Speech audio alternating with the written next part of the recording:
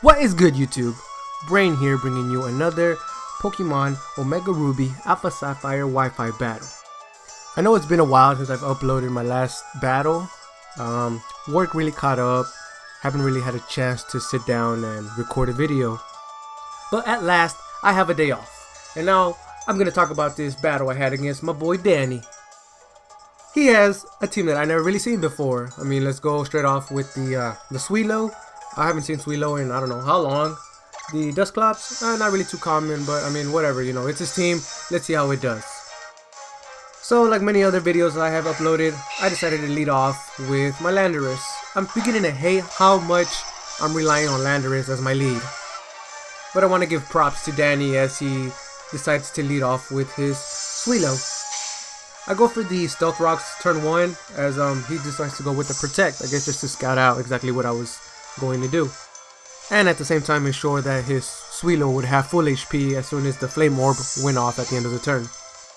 So now, being a Choice Scarf Landorus, I gotta switch out. Nothing much I could do there as I switch into my Azumarill.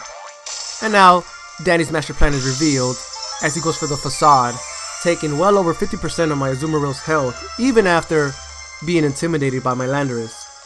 That Suelo has to calm down because right now it's out of control. So I'm thinking my Azumarill was not going to live another Facade, so I just decided to spam the Aqua Jet.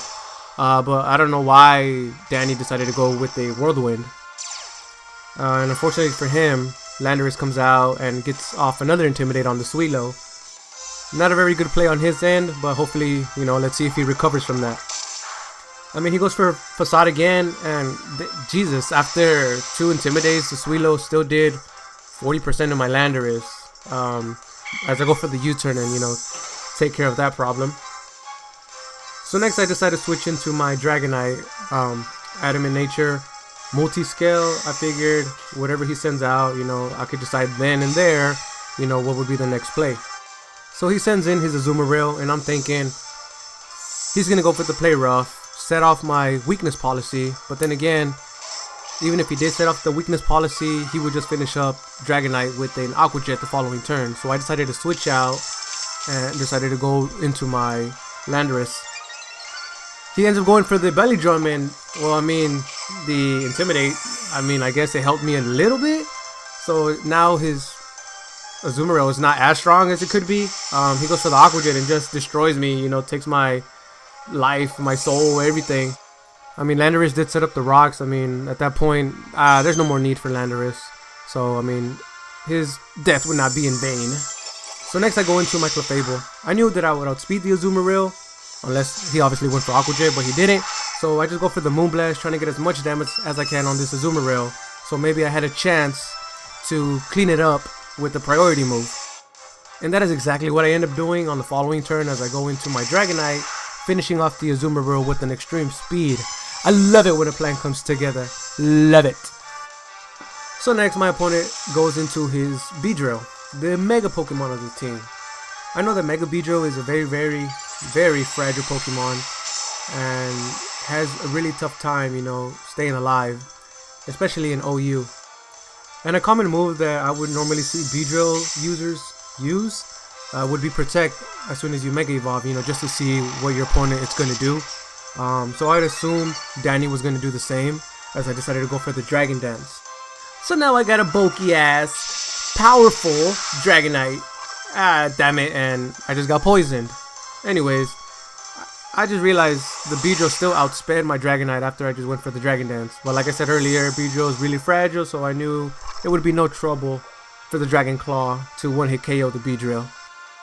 So next my opponent goes into his Garchomp. Right now I honestly believe that I have this matchup in my favor. My Dragonite just got a Dragon Dance off, and I'm about to Dragon Claw the shit out of this Garchomp. But Scarf Garchomp is still a thing, as it went for the Stone Edge and just destroyed my Dragonite. So I send in my Azumarill now.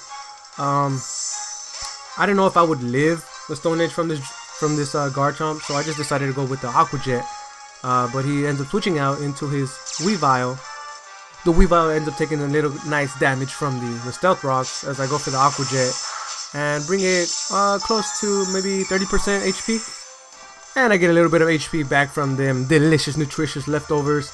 I still haven't put the Citrus Berry on the Azumarill. I kind of prefer the leftovers, you know, from the success I've been having with them. But anyways, my opponent knows he's not going to live another hit from his Azumarill, so he just goes for an Ice Shard, trying to get as much damage as he can. But that's alright. Them leftovers, they're putting in work right now, allowing my Azumarill to work overtime. So now my opponent goes back into his Garchomp. I know the Garchomp is Scarf, so I mean, I know I can't really one-hit KO the Garchomp. So I just decided to go with the Aqua Jet, you know, the safe play, the best play. Trying to get as much damage as I can on this Garchomp. As my opponent goes for the Earthquake, just taking out the remaining HP my Azumarill has. That's alright, my Azumarill did plenty of work this battle. It's time for him to get a rest as I call him back into his Pokeball. So now I send in my Rapid Spinner out.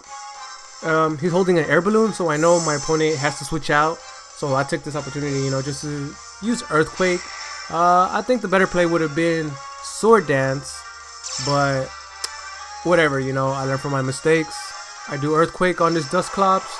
It doesn't do too much, but it does a decent amount of damage.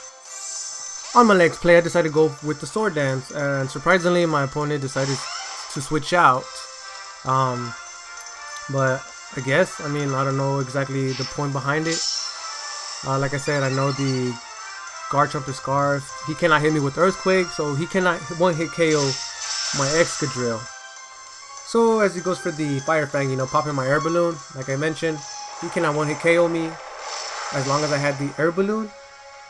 So yeah, I just wrap up the Garchomp with an Earthquake as he goes back into his Dusclops. I mean, I would have done that play a lot differently. I mean, if he could have, I'm pretty sure Dany would have let Dusclops pop Excadrill's balloon and then send in Garchomp, you know, to just start spamming Earthquake, you know, being scarfed and all. But I mean, the reason, I may not know, but regardless, it was a good game, Dany. Like I said, you know, we always learn from our mistakes. On a side note, guys, I wanted to mention that hopefully you guys heard a difference in the audio. This video, I'm currently using a Blue Snowball Ice microphone. I got tired of using the internal microphone on my laptop, so I decided, you know, purchase an external one. But anyways, guys, like always, thank you for watching my video. Hopefully you guys enjoyed. Please feel free to leave me any comments or send me an email. And like always, peace!